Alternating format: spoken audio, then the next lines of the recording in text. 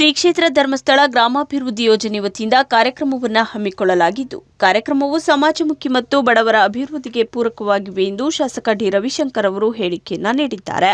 ಪಟ್ಟಣದ ಬನ್ನಿಮಂಟಪ ಬಡಾವಣೆಯ ಸರ್ಕಾರಿ ಬಾಲಕಿಯರ ಪ್ರೌಢಶಾಲೆಯಲ್ಲಿ ಕಾರ್ಯಕ್ರಮವನ್ನು ನಡೆಸಲಾಗಿದ್ದು, ಧರ್ಮಸ್ಥಳ ಗ್ರಾಮಾಭಿವೃದ್ಧಿ ಸಂಸ್ಥೆ ವತಿಯಿಂದ ಕೆಆರ್ ನಗರ ಮತ್ತು ಸಾಲಿಗ್ರಾಮ ತಾಲೂಕಿನ ಹಿರಿಯ ಪ್ರಾಥಮಿಕ ಶಾಲೆ ಮತ್ತು ಪ್ರೌಢಶಾಲೆಗಳಿಗೆ ನೀಡಲಾಗುತ್ತಿರುವ ಡೆಸ್ಕ್ ವಿತರಣೆಗೆ ಚಾಲನೆಯನ್ನ ನೀಡಿ ಮಾತನಾಡಿದ್ದಾರೆ. ಸಮುದಾಯದ ಒಳಿತಿಗಾಗಿ ಯೋಜನೆ ಕೈಗೊಳ್ಳುತ್ತಿದ್ದು, ಇದಕ್ಕೆ ಕಾರಣರಾದ ಡಾಕ್ಟರ್ ಡಿ ವೀರೇಂದ್ರ ಹೆಗ್ಗಡೆಯವರು ದೇಶಕ್ಕೆ ಮಾದರಿಯಾದ ಕೆಲಸ ಮಾಡುತ್ತಿದ್ದಾರೆ ಎಂದು ಹೇಳಿದ ಶಾಸಕರು, ಶಿಕ್ಷಣ, ಆರೋಗ್ಯ ಸೇರಿದಂತೆ ಇತರ ಎಲ್ಲ ಕ್ಷೇತ್ರಗಳಿಗೂ ಆದ್ಯತೆ ನೀಡುತ್ತಿರುವ ಹೆಗ್ಗಡೆಯವರಿಗೆ ನಾವೆಲ್ಲ ಸದಾ ಬೆನ್ನೆಲುಬಾಗಿ ನಿಲ್ಲಬೇಕು ಎಂದು ಮನವಿಯನ್ನ ಮಾಡಿದ್ದಾರೆ.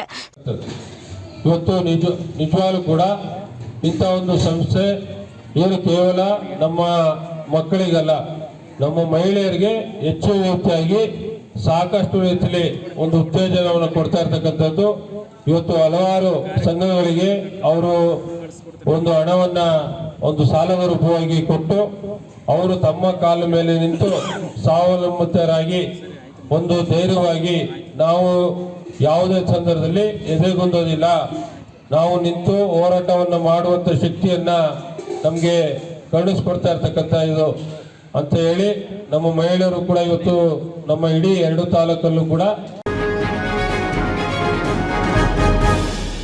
ನರಸೀಪುರ ತಾಲೂಕಿನಲ್ಲಿ ವಾಟಾಳ್ ಶ್ರೀಗಳ ಅಮೃತ ಮಹೋತ್ಸವದ ಹಿನ್ನೆಲೆ ಸುದ್ದಿಗೋಷ್ಠಿಯನ್ನ ಸೇವಾಶ್ರೀಯ ಫೌಂಡೇಶನ್ ಸಂಸ್ಥಾಪಕ ಮಣಿಕಂಠರಾಜ್ ಗೌಡರವರ ವತಿಯಿಂದ ಪಟ್ಟಣದ ಕಬಿನಿ ಅತಿಥಿ ಗೃಹದಲ್ಲಿ ನಡೆಸಲಾಗಿದೆ.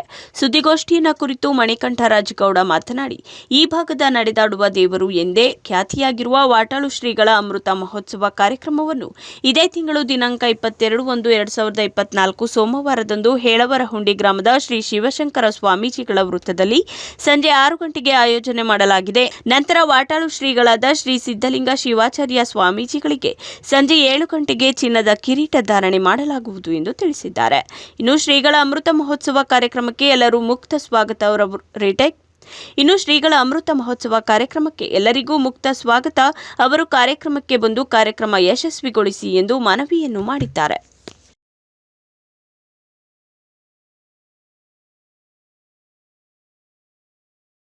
ಈ ದೇಶಕ್ಕೆ ಒಂದು ದೀಪಾವಳಿಯ ರೀತಿ ಆಚರಣೆಯಾದಂಥ ಒಂದು ವಿಶೇಷವಾದ ದಿನ. ಏನಪ್ಪ ವಿಶೇಷತೆ ಅಂತ ಅಂದರೆ, ಅಯೋಧ್ಯೆಯಲ್ಲಿ ಶ್ರೀರಾಮ ಮಂದಿರ ಉದ್ಘಾಟನೆ ಆಗ್ತಾ ಇದೆ. ಆ ದಿನ ಶ್ರೀರಾಮನ ಪ್ರಾಣ ಪ್ರತಿಷ್ಠಾಪನೆಯನ್ನು ನೆರವೇರಿಸ್ತಾ ಇದ್ದಾರೆ.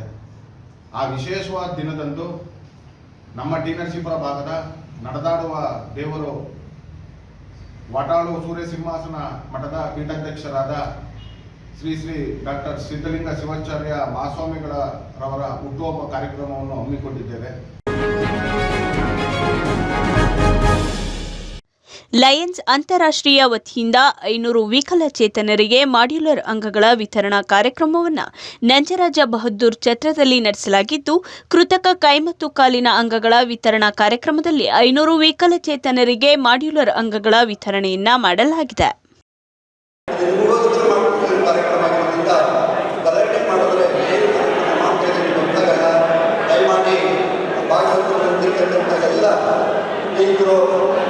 ಒಂದು ಕುತ್ಕೊಳ್ಬೇಕಾಗಿ ಕೋರ್ಕೊಳ್ತಾ ಇದ್ದಾರೆ.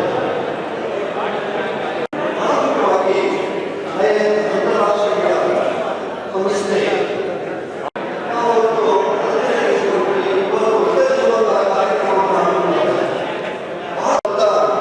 ಘಟನೆಗೊಳಗಾಗಿ ಅಪಘಾತಕ್ಕೊಳಗಾಗಿ ನಾವು ಕೈ ಕಳೆದುಕೊಂಡಿರ್ತಕ್ಕಂಥದ್ದು ತಾವೆಲ್ಲ ನೋಡಿ. ಇಂಥವರಿಗೆ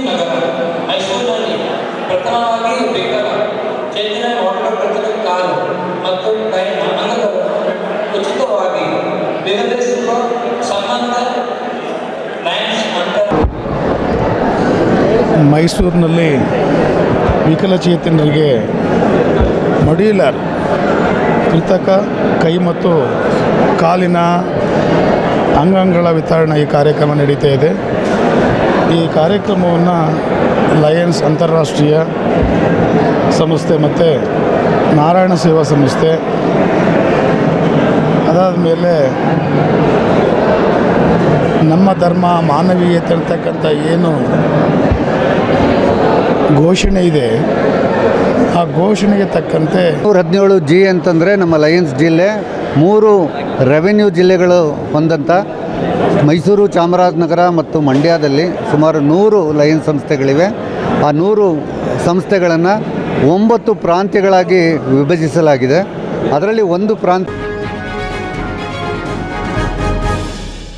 ಇಂದು ನಗರದ ಕಾಂಗ್ರೆಸ್ ಭವನದಲ್ಲಿ ಕರ್ನಾಟಕ ಪ್ರದೇಶ ಕಾಂಗ್ರೆಸ್ ಸಮಿತಿ ಕೆಪಿಸಿಸಿ ಕಾರ್ಮಿಕ ಘಟಕದ ರಾಜ್ಯಾಧ್ಯಕ್ಷ ಪುಟ್ಟಸ್ವಾಮಿ ಗೌಡರವರ ಸಮ್ಮುಖದಲ್ಲಿ ಮೈಸೂರು ನಗರ ಜಿಲ್ಲಾ ಕಾಂಗ್ರೆಸ್ ಸಮಿತಿ ಕಾರ್ಮಿಕ ಕೋಶ ಪದಗ್ರಹಣ ಸಮಾರಂಭವನ್ನು ನಡೆಸಲಾಯಿತು.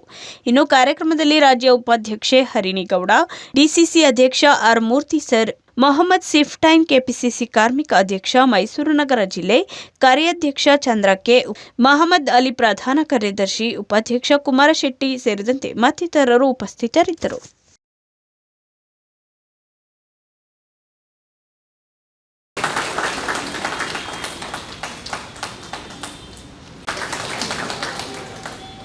ಹಾಗೂ